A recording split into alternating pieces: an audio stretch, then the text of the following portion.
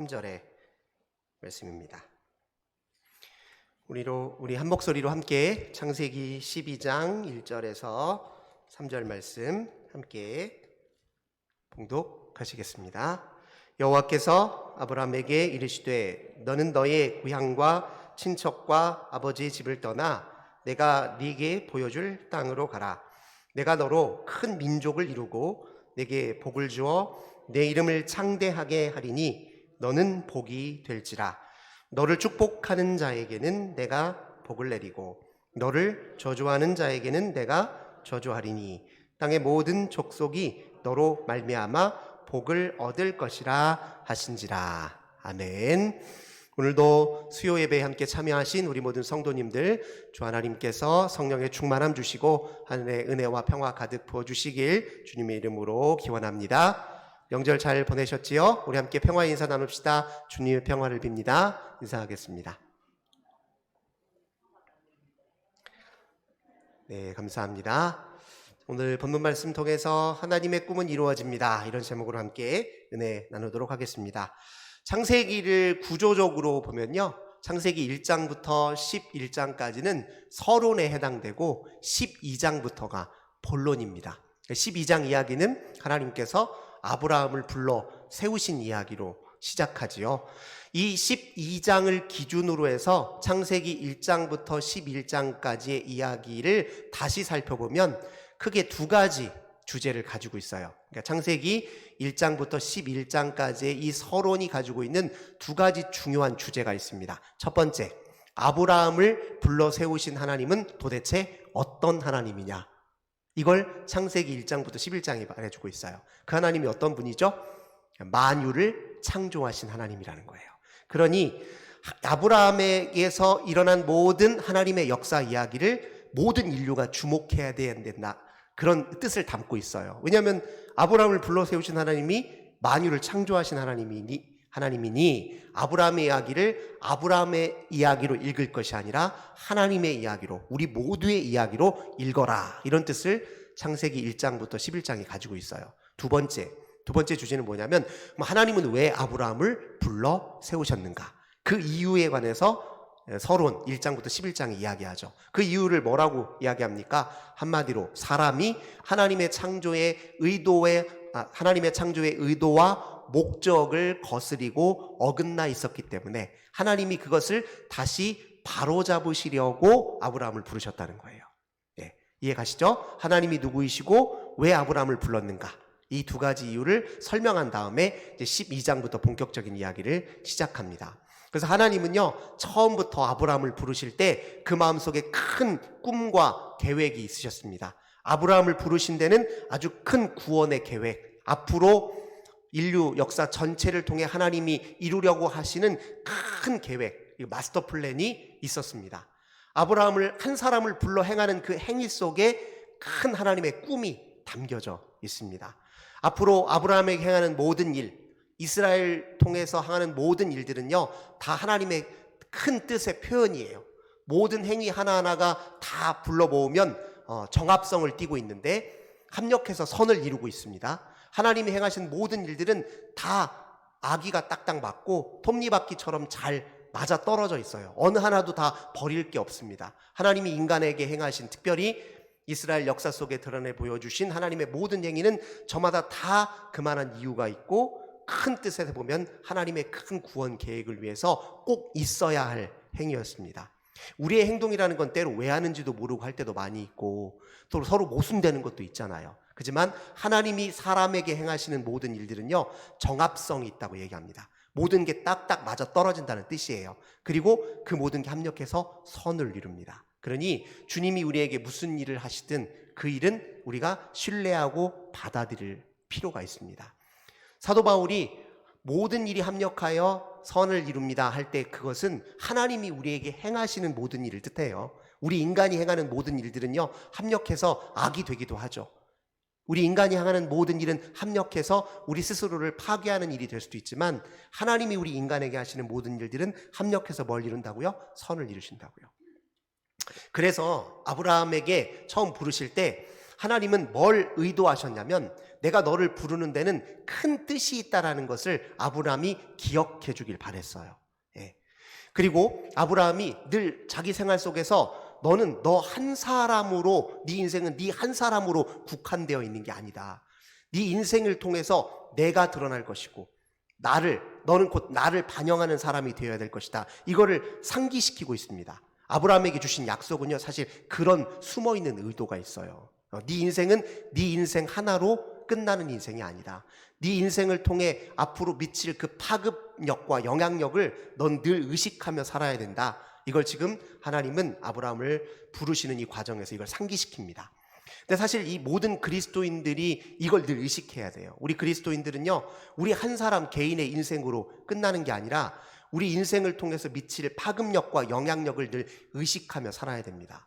예수님께서도 마지막에 승천하시기 전에 제자들에게 뭐라고 말씀하셨습니까?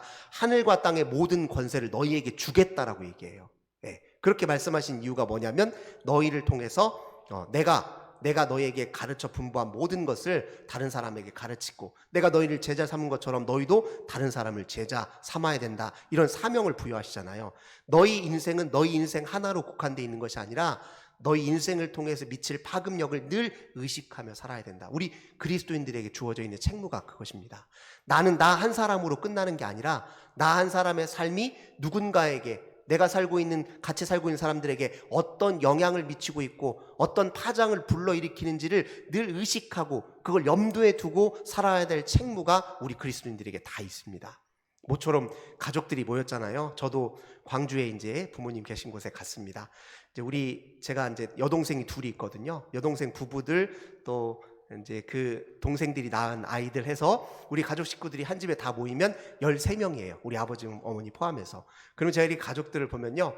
우리 아버지를 기준으로 하자면 아버지 저 한 사람의 인생이 저 한 사람으로 끝난 것이 아니라 사실 그분이 우리 온 가족들에게 다 직간접적으로 영향을 미치고 있었어요. 네. 제 인생에 가장 큰 영향을 미쳤고 그리고 저를 통해 제가 또 만난 우리 아내에게도 당연히 영향을 미치겠죠. 그러니까 한 사람의 인생은 한 사람으로 사실 끝나지 않습니다. 네. 그리스도인들은 더 그래요. 특별히 그리스도인들은 그걸 더 강하게 의식하면서 살아야 될 책임이 주어져 있습니다. 그냥 막 살아서는 안 돼요. 우리 인생은 우리 인생 밖을 넘어선 하나님의 큰 의도와 뜻이 반영된 인생이다. 우리가 그렇게 좀 생각할 필요가 있습니다. 지금 하나님께서 아브라함을 부르실 때 그걸 지금 상기시켜 주고 있는 거예요. 가만히 이렇게 따지고 보면요. 아브라함에게 크게 세 가지를 약속하셨는데 땅을 내게 주겠다. 자손을 번성하게 하겠다. 너를 복의 근원 삼겠다. 이런 약속을 주셨잖아요. 그런데 아브라함 살아있는 동안에 이 약속이 성취됐습니까? 성취 안 됐어요.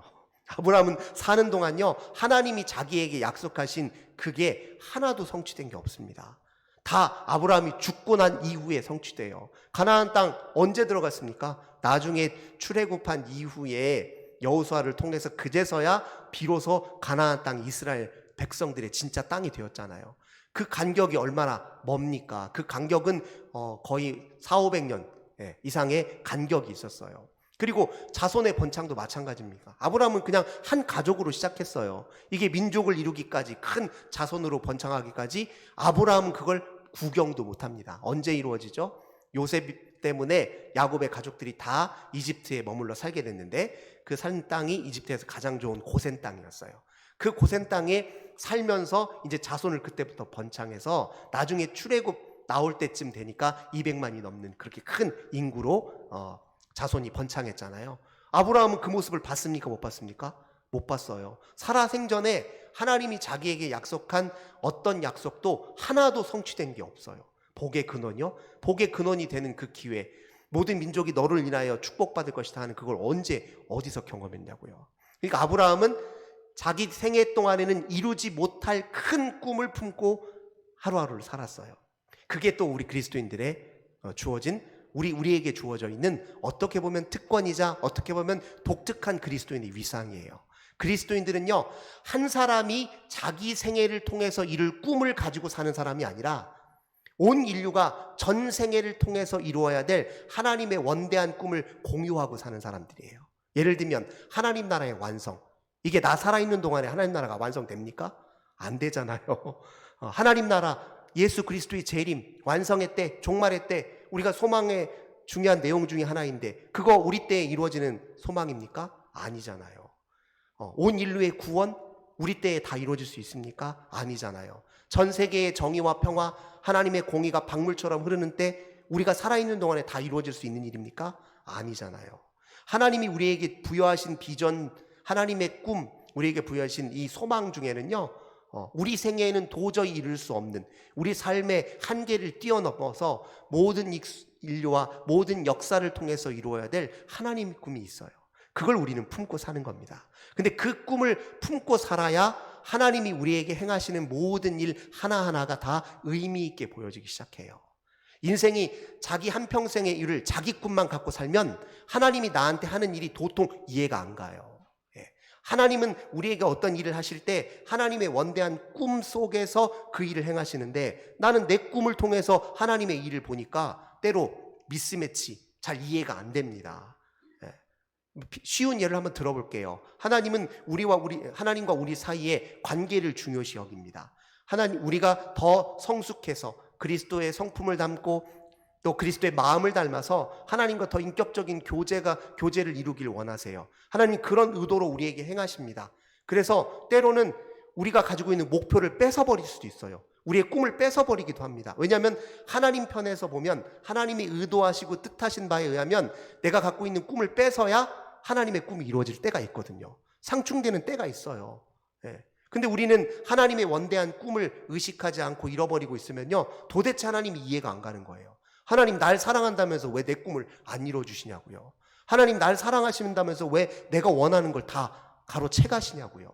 하나님 나를 사랑하신다면서 왜 나를 이렇게 괴롭게 만드시냐고. 이해가 안 가거든요. 그런데 하나님과 나 사이의 관계 속에서 하나님이 의도하시고 뜻하시고 목표로 하시는 바가 무엇인가를 알고 내가 그걸 가슴에 품고 살면 하나님이 내게 하시는 행위의 하나하나가 의미가 있어지는 겁니다. 아브라함도 하나님의 원대한 꿈을 가슴에 품고 살았기 때문에 하나님이 당신에게 역사하신다는 걸 알고 하나님이 당신과 함께하고 있다는 걸 알아서 그것으로 기뻐하고 행복해했던 거예요. 실제로는 아무 꿈도 이루어진 게 없지만 그 꿈을 이루어 가시는 모든 과정 속에 하나님이 어찌 행하셨는지를 생생하게 경험했잖아요. 하나님을 생생하게 경험하고 하나님의 역사를 목도할 수 있는 것 자체가 우리에게 기쁨이고 만족입니다. 그러니 단지 자기 꿈이 이루어지는 게 중요한 것이 아니라 하나님이 하나님의 꿈을 이루기 위해서 우리 인생에 어떻게 관여하시는지를 아는 게 훨씬 중요하다 이겁니다. 이 세 가지 약속이라는 게 그래서 아브라함을 부를 때 그걸 네가 의도하라는 거예요. 너는 일평생 내 꿈을 품고 살아야 돼. 네 꿈이 아니라 내 꿈을 품고 살아야 된다. 이런 마음으로 지금 아브라함을 부르셨다는 거예요. 근데 왜 하필 아브라함을 불렀을까? 이제 하나님이 누군가를 선택할 때는 그건 하나님의 주권의 영역이기 때문에 그걸 완전히 그 이유를 다 파악하기는 어렵습니다. 하지만 이제 추론은 할 수 있어요. 몇 가지로. 첫째, 우리가 창세기 11장 한번 보시겠습니다. 11장 30절 한번 보세요. 창세기 11장 30절. 자, 읽겠습니다. 시작. 사레는 임신하지 못함으로 자식이 없었더라. 사레가 누굽니까? 아브라함의 아내예요. 아내가 자식이 없었다. 불임이에요, 불임. 불임인 이를 불렀어요. 그러니까 당시에 이 아브라함 때만 하더라도요, 제일 중요한 과제 중에 하나가 무엇이냐면 자손을 잇는 거예요. 그래야 가문이 계속 대를 이어가잖아요. 근데 아브라함은 처음부터 그것이 좌절됐어요. 자기 꿈이 좌절됐다고요. 자손을 이을 수가 없어. 아내가 불임인데 어떻게 자손을 잇습니까? 그러니까 자기가 주도해서 할 수 있는 일이 없는 상태였어요. 불임인 아브라함을 하나님이 불러 세우신 거예요. 왜 그렇게 하셨을까요? 그래야 아브라함의 역사는 하나님이 주도하는 역사라는 게 극명하게 드러나기 때문에 그렇습니다. 그러니까 하나님이 사람을 택할 때는요, 사실은 어떤 분들을 택하냐면 하나님의 역사를 누가 가장 있는 그대로 잘 반영해 줄 것인가, 이게 목표예요. 자기 잘난 사람보다는 못난 사람을 쓰는 게 하나님 입장에서 보면 더 낫습니다. 왜냐하면 잘난 사람들은 자기 노력과 자기 능력으로 이룬 것으로 생각하거든요. 하지만 내가 부족하고 연약하다, 아무것도 할 수 없다 생각하는 사람들은 다 자기에게서 이루어진 모든 역사가 하나님의 역사라고 인정할 수밖에 없거든요. 그러니까 하나님은 지금 성경에서 다 왜 별 볼 일 없는 사람, 말 그대로 평범한 사람, 지극히 어떤 때는 모난 사람, 더 유독 평범한 사람이 아니라 오히려 더 평범한보다 못 미치는 사람들을 왜 의도적으로 골라서 택했을까? 그것은 하나님의 역사를 더 도드라지게 보여줄 수 있기 때문에 그렇습니다. 불임인 상태를 아브라함을 골랐어요. 자기 힘으로는 도저히 자손을 이을 수도 없습니다. 그를 불러서 하나님이 주도하는 역사를 확실히 보여줄 수 있었죠. 두 번째, 여기 보시면요, 31절 보겠습니다. 11장 31절. 데라가 그 아들 아브람과 하란의 아들인 그의 손자 롯과 그의 며느리 아브람의 아내 사레를 데리고 갈대아인의 우르를 떠나 가나안 땅으로 가고자 하더니 하란에 이르러 거기 거류하였으며. 아브라함이 지금 부름을 받았을 때가 언제였냐면요, 그의 아버지 데라가 원래 조상 대대로 갈대아 우르에 살고 있었어요. 여기는 메소포타미아 문명이 꽃피인 곳입니다. 지금으로 말하자면 이라크예요. 티그리스 강과 유프라테스 강이 흐르고 있는 아주 비옥한 곳이에요. 이 메소포타미아 문명이 꽃피었던 곳, 수메르 문명, 바벨론 문명이 꽃피었던 곳에 조상 대대로 살고 있었는데, 데라가 이 갈대아 우르를 떠나서 하란으로 이동했습니다. 이 이야기는 뭐냐면, 이 데라의 가족 상태가 지금 어떤 상태였냐면 사실은 타양 땅에서 떠돌이 생활을 하고 있는 상태였어요. 그러니 사실 아브라함이요, 하나님의 부르심에 따라서 미지의 세계를 선택하기가 훨씬 수월했습니다. 왜냐하면 이전에 살고 있는 터전, 특별히 자기가 기대하고 자기가 몸담을 터전이 불확실해요. 굳건하지가 않았습니다. 그리고 자기 앞에 미래도 불확실했어요. 불명확했어요.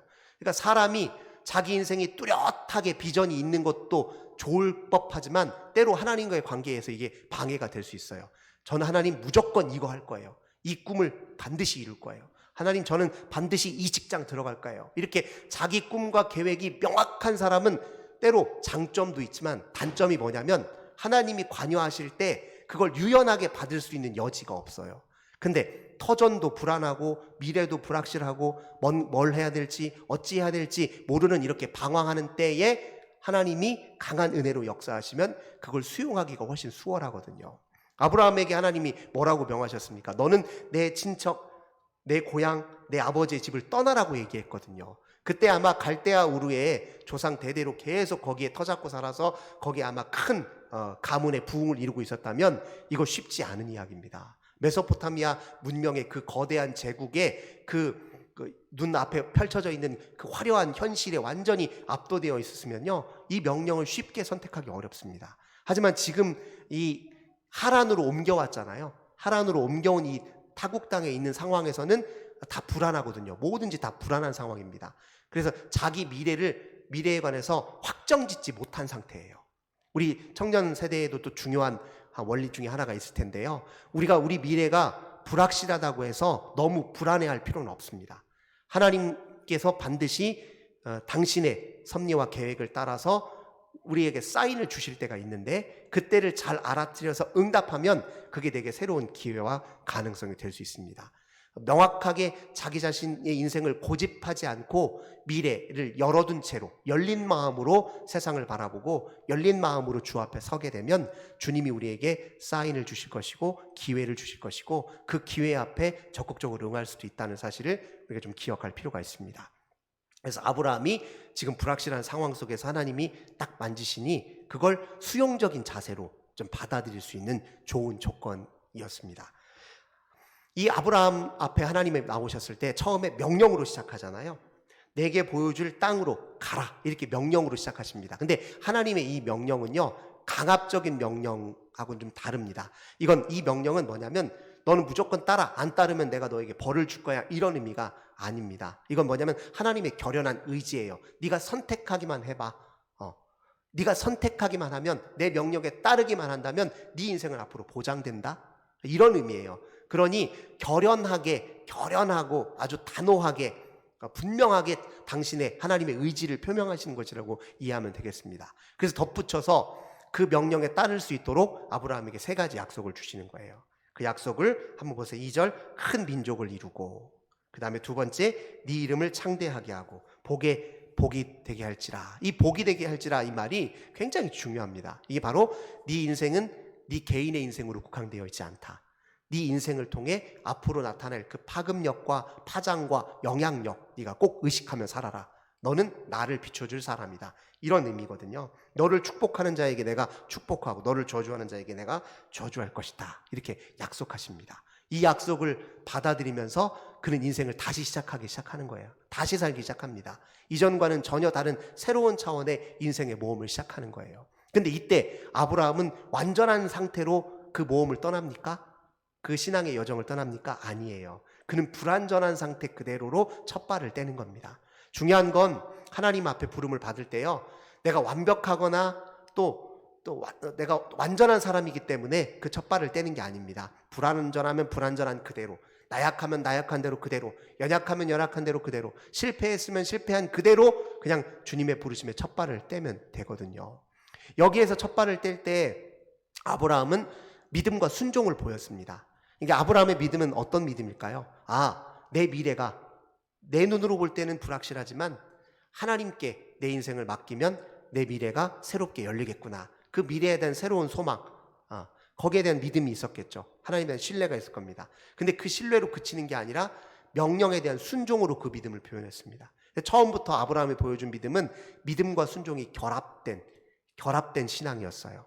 이게 믿음과 순종의 결합이 우리 그리스도인들이 지향해야 될 진짜 믿음입니다. 우리가 아무리 믿음으로 구원받는다 그렇게 얘기하지만요, 그 믿음으로 구원받는다 할 때 그 믿음이라고 하는 것이 우리의 모든 순종을 다 배격하는 게 아니라 순종을 기본으로 전제로 하고 있는 믿음이다. 그렇게 이해하셔야 됩니다. 그렇게 해서 믿음으로 주님 말씀을 쫓았다. 4절에 보니까 나오죠. 아브라함이 여호와의 말씀을 따라갔고 이렇게 얘기합니다. 하지만 그는 불완전한 상태로, 연약한 상태로 그냥 첫걸음만 뗄 뿐이었잖아요. 그래서 그 다음에 이야기, 10절부터 전개되는 이야기를 잘 보시면요, 아브라함이 상당히 곧바로 얼마나 연약한 존재인지를 그냥 극명하게 또 드러내요. 큰 믿음의 결단을 내리고 나면 불신앙의 유혹이 쫓아올 수 있습니다. 이 애굽의 땅으로 내려가는 이 과정에서요, 아브라함이 보여줬던 모습은 전형적인 불신앙적인 모습이에요. 그러니까 재밌죠. 우리가 한번 하나님 앞에 큰 믿음을 보여줬다고 해서 그 믿음이 계속 지속되고 자동적으로 지속되고 유지될 것이다 이렇게 생각하면 그건 착각입니다. 큰 믿음의 결단을 내리면요, 반드시 우리의 연약함을 마치 확인시켜 보여주기라도 하듯이 믿음이 흔들리는 내 자신을 직면하게 돼요. 믿음은 참 재밌어요. 믿음은 자기의 불완전함을 자각하게 만드는 힘을 갖게 만들어요. 내가 대단한 사람이다 라고 인정하게 만드는 게 아니라 내가 얼마나 불완전한 사람인가를 계속 내 믿음이 나를 확인시켜줘요. 그러니까 진짜 믿음이 좋은 사람은 겸손해질 수밖에 없는 거예요. 믿음이 진짜 좋은 사람의 특징은 겸손이에요. 왜냐하면 믿고 나니까 내가 얼마나 불완전한 존재가 계속 보이거든요. 한번 믿음을 선택하고 나니. 이 아브라함이 이렇게 하나님의 명령을 듣고요, 가나안 지역으로 딱 갔어요. 근데 하나님이 앞으로 주시겠다라고 명한 땅이 어디 가나안 땅이잖아요. 근데 가나안 땅에 딱 갔는데요, 10절 한번 보시겠습니다. 12장 10절. 그 땅에 기근이 들었으므로. 아니, 생각을 해보세요. 하나님이 앞으로 나에게, 우리 후손들에게 줄 땅이 가나안 땅인데 내가 가나안 땅을 딱 이렇게 가서 한번 살펴봤는데 하필 그때가 기근이에요. 그럼 사람 마음이 어떤 마음이 들겠어요? 아니, 이 땅에서 살아도 되나 싶은 마음이 들겠죠. 처음부터 하나님의 약속이 흔들리는 마음으로 어디를 갑니까? 애굽을 가요. 애굽은 자기가 생각할 때 부유한 나라예요. 거기는 인간이 주도하는 역사가 꽃을 피운 곳이에요. 큰 제국을 형성하고 먹거리들 풍요합니다. 거기로 가서 먹을 거나 좀 구하러 애굽에 갔어요. 근데 갈 때에 당연히 흔들리는 마음 상태로 갔으니 이제 두려운 마음이 드는 거예요. 이거 어떻게 해야 되나? 하나님이 나한테 약속은 하셨는데 그거 내가 믿고 첫 발 뗄 때는 그렇게 믿음이 충만한 것 같더니 이제 이렇게 가나안 땅을 보고 나니까 마음이 흔들려요. 흔들리는 마음으로 애굽으로 들어가니까 두려운 마음이 들고, 무슨 두려운 마음이 드냐면 자기 아내 사례가 굉장히 아리따웠고 곱고 누가 보더라도 절세 미인이에요. 내가 이 아내를 데리고 갔다가 이 아내를 뺏으려고 하는 욕심에 나를 죽음으로 내가 죽음으로 내몰릴 수도 있겠다 싶으니까 아내에게 뭐라고 얘기합니까? 당신 내 부인이라고 하지 말고 내 누이라고 하소. 이렇게 속이고 들어가요. 이게 이제 자기 자신을 지키기 위한 방편으로 삼은 것이죠. 아니, 하나님이 약속하시고 약속의 아들로 택했으면 하나님이 지켜주시고 인도하실 텐데 흔들리니까 거기까지 생각 못하는 거예요. 내가 나 자신을 지키기 위한 방편으로 속임수를 쓴 것입니다. 얼마나 아브라함의 나약한 모습이냐고요. 근데 우리 하나님은 그런 나약한 모습을 선용하셔서 당신의 뜻을 이루십니다. 그 일이 있었기 때문에 하나님께서 무슨 일을 하시냐면 바로가 아브라함의 아내를 보고 반하거든요. 그래서 아브라함의 아내가 마침 누이라고 하니까 내가 저 연을 품어도 되겠다 싶은 생각이 들었을 거 아닙니까? 그래서 그 아내를 품으려고 했다가 하나님이 그에게 알려주신 거예요. 이게 아브라함의 아내다. 그러니까 바로가 깜짝 놀라요. 그래서 어떻게 알게 되냐면 하나님이 애굽의 바로 향해 저주를 내리십니다. 그러니까 큰 일을 겪고 나서 나중에 알게 된 거예요. 아브라함이 속였구나. 이거 자기 아내를 누이라고 속였네. 이걸 알게 됐어요. 그러니까 애굽 왕이 깜짝 놀라면서 왜 나를 이렇게 곤궁에 처하게 만들었냐, 이런 이야기를 고백을 하잖아요. 그러니까 하나님은 아브라함의 실수와 연약함을 통해서 애굽 왕 바로에게 하나님이 살아계심을 드러내 보여주셨습니다.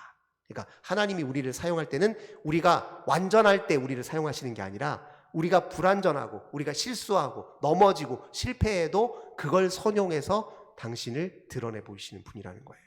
아브라함이 가장 불안에 떨 때, 두려워할 때, 신앙이 흔들릴 때 하나님은 당신의 일을 여지없이 이루십니다. 그게 이제 오늘 12장 애굽에서 일어났던 사건의 이제 핵심입니다. 그래서 여기 보시면 우리가 한번 보겠습니다. 17절, 12장 17절입니다. 여호와께서 아브라함의 아내 사레의 일로 바로와 그 집에 큰 재앙을 내리신지라. 바로가 아브라함을 불러서 이르되 네가 어찌하여 나에게 이렇게 행하였느냐? 네가 어찌하여 그를 내 아내라고 내게 말하지 아니하였느냐? 네가 어찌 그를 누이라 하여 내가 그를 데려다가 아내를 삼게 하였느냐? 네 아내가 여기 있으니 이제 데려가라 하고 바로가 사람들에게 그의 일을 명하매 그들이 그와 함께 그의 아내와 그의 모든 소유를 보내었더라. 이렇게 얘기하잖아요. 하나님이 어떻게 애굽에 당신의 살아계심을 드러내 보이셨는지를 이렇게 증언하고 있는 것입니다.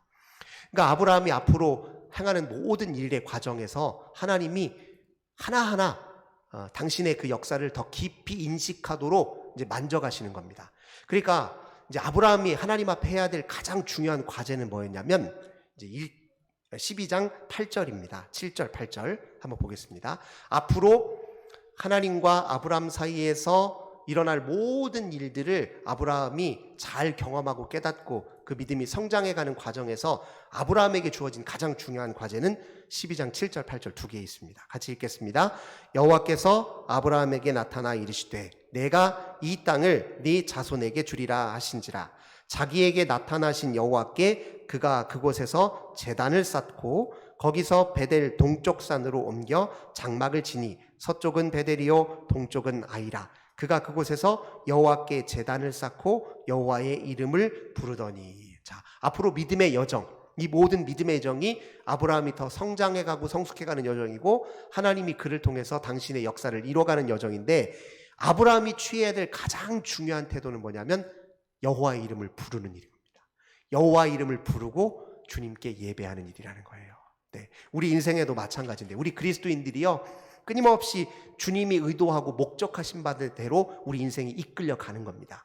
우리가 그걸 인정하면 자발적으로 그 이끄심에 순종하며 따라가는 것이고 그걸 제대로 인정하고 제대로 보지 못하면 억지로 때로 끌려가기도 해요. 그러면서 스스로 하나님의 은혜를 오히려 저주로 알고 하나님의 사랑을 오히려 오해해가지고 스스로 힘겨워하면서 사는 겁니다. 그런데 그때 하나님의 모든 나를 향하신 그 역사들을 하나하나 그 의미를 깨닫고 감사할 수 있는 비결이 어디냐면 인생의 모든 순간에 여호와의 이름을 부르는 데 있다는 겁니다.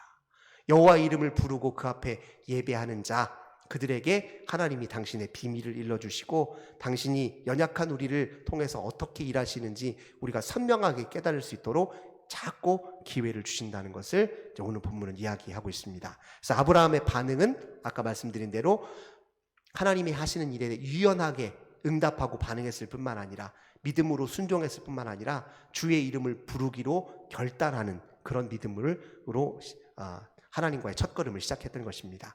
우리도 마찬가지예요. 여호와의 이름을 부를 줄만 안다면 인생의 모든 순간에 우리가 직면하는 모든 일 가운데 여호와의 이름을 부르는 것을 잊지 않고만 산다면 그것이 바로 하나님과 우리 사이에 더 좋은 관계를 위한 기초요, 그것이 가장 중요한 동력이라는 사실을 꼭 기억해야 됩니다. 여호와의 이름을 부른다는 게 별것 아닌 것 같지만요, 그 이름이 있는 곳에, 불려지는 곳에 여호와가 임하여 계신 거예요. 그 이름이 불려지는 곳에 여호와께서 실제로 임하여 계신 것입니다. 그렇게 이름을 부르는 사람들에게 하나님께서 당신의 일을 이루어 가신다. 우리가 꼭 그런 믿음으로 주 앞에 서야 될 것입니다. 오늘 우리에게도 마찬가지인데요, 하나님께서 우리 인생을 통해서 행하실 일들은 우리가 상상했던 것보다 훨씬 큰 일이다, 그렇게 믿어도 좋습니다. 우리 때에 그 일이 다 성취되지 않을 수는 있어요. 하지만 하나님이 우리를 불러서 세우시고 우리에게 행하신 모든 일들은 우리 인생의 한계를 뛰어넘는 것, 우리 인생의 생애를 뛰어넘는 것을 이루기 위해서 지금 나에게 역사하신다, 그렇게 믿어도 좋습니다. 우리가 지나보면 알게 되잖아요. 옛 선조, 신앙의 선조들이 뿌렸던 그 눈물의 씨앗, 기도의 씨앗, 헌신의 씨앗, 봉사의 씨앗이 그 후손들이 어떻게 열매를 거두고 그 이후의 후손들이 어떤 축복을 받게 되는지 우리 경험적으로 알 수 있지 않습니까? 제가 최근에 우리 아이들과 함께 그 영웅이라는 영화를 봤어요. 이게 이제 안중근 의사의 이야기입니다. 이토 히로부미, 그죠? 조선 통감으로 있었던 이토 히로부미를 죽이고 재판을 받아서 사형을 받았던 안중근의 이야기인데, 이때 사형받았던 해가 1910년이에요. 안중근은 일생 자기 자신을 다 던져서 독립을 위해서, 나라의 독립을 위해서 자기 목숨을 던졌잖아요. 거기 보면 안중근이 굉장히 신실한 그리스도인으로 나옵니다. 얼마나 자기가 죽을지도 모르는 걸 뻔히 알면서 그런 일에 뛰어들 때 마음의 갈등이 얼마나 심했겠어요. 그때 그 무릎을 꿇고 십자가 앞에서 기도하는 장면이 다 이제 등장하는데요. 근데 그는 살아있는 동안에 독립을 맛봤습니까? 못 봤습니까? 맛보지 못했어요. 하지만 누가 그의 희생을 덧없고 헛되다고 얘기할 수 있습니까? 누구도 그렇게 말할 수 없잖아요. 그의 인생은 그냥 허무하게 독립은커녕 오히려 더 일본이 저 중국까지 넘어서 제국의 힘을 더 뻗치고 있을 때, 제국의 영향을 더 강하게 확산하고 있을 때에 그는 활동했거든요. 그러니까 그렇게 그가 죽었지만 그의 죽음은 헛된 죽음이 아니잖아요.